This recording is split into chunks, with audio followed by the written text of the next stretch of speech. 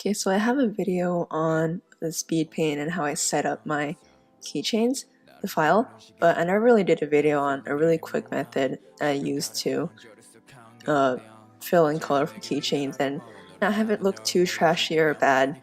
So I'm just going to go over that really quickly. I clipped 3 new layers on top of the leg layer. I already colored most of it in, so the example I'm going to be using is coloring the leg.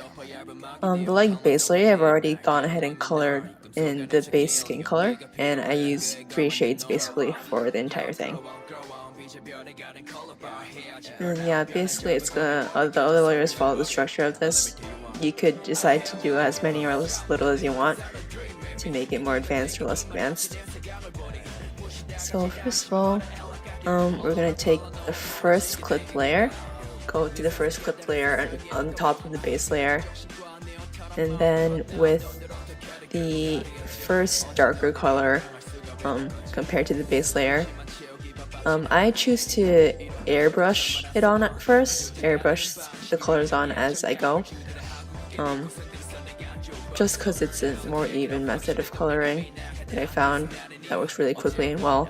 For small keychains, it's gonna be small printed anyways, so it's better, I'd say, not to go into a lot of detail. So just shade in the areas where it needs to be shaded. Depends on your lighting, of course. We're going to go ahead and move to the second clipped layer and basically just choose an even darker shade than what you just did on that layer.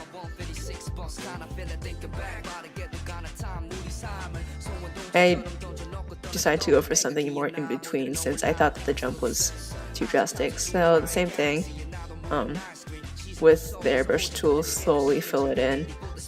Sorry, my artistic lingo isn't really quite up there. I'm not an art student, so now we have done the base color, one darker clipped layer for level 1 of shading, and then a second clipped layer where it's just slightly darker shading. It looks like I airbrushed over it a lot, but if you toggle on and off layers and play around a little bit, you can tell the spots that I went over and the spots that I definitely left to stay lighter. Now we move on to the third clipped layer. I took the darkest shade that I had picked out and put on the palette already, and for the last one I changed to a watercolor brush, just out of personal preference, because I feel like compared to the airbrush, this accentuates the boundary for the shade a lot more, which is why I decided to do that last. Since if we go ahead and do that first, I feel like, you know, from the base color, the lightest to the darkest, it's quite a bit of a jump. So I save it for after I did most of the shading, and just to define boundaries of where it's actually light and dark. It's hard to get all of it on the first try, just basically just fill in areas, and if it feel like it doesn't work, erase it, undo it, just play around and see what works and what doesn't for what you're trying to shade. So yeah, I just zoomed out and I saw that I like that a bit, so I'm just gonna go ahead and Gaussian blur it.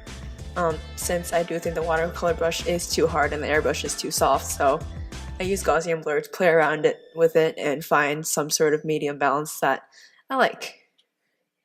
You could also use airbrush to soften it as well. Just like soften up the hard edges of the watercolor brush, if you don't have Gaussian blur, if you aren't familiar with it. So yeah, I just went ahead and made more clipped layers. This time we're gonna play around with filters. Add filter makes the area brighter. So we're just be using this in the airbrush to highlight certain areas of it.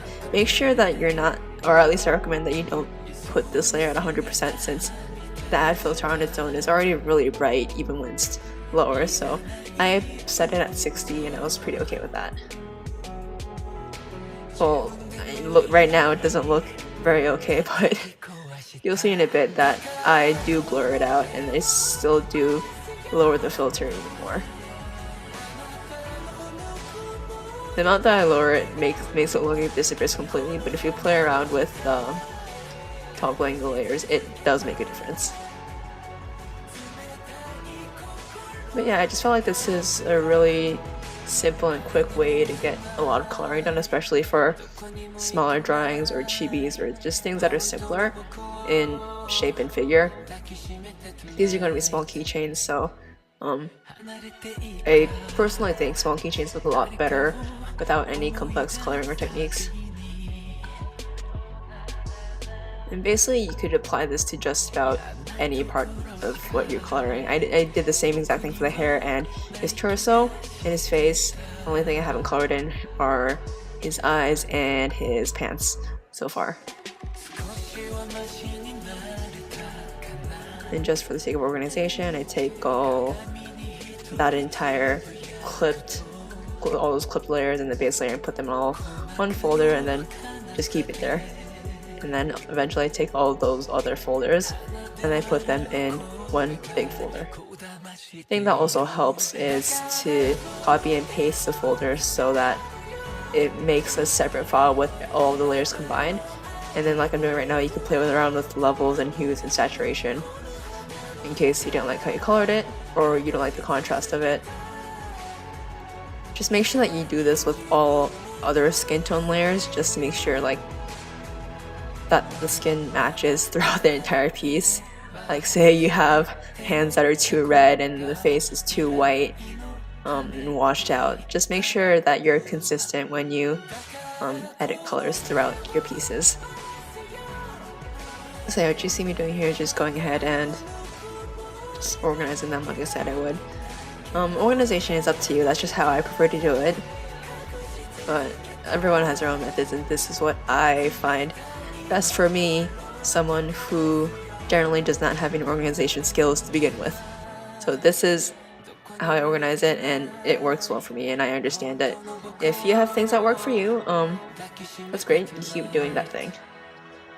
Thanks for coming by and watching my not so trashy but kinda works coloring tutorial that I use when I get really lazy.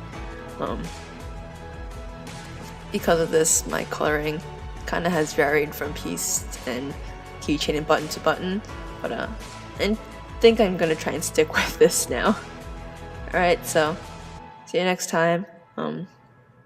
Thanks for coming.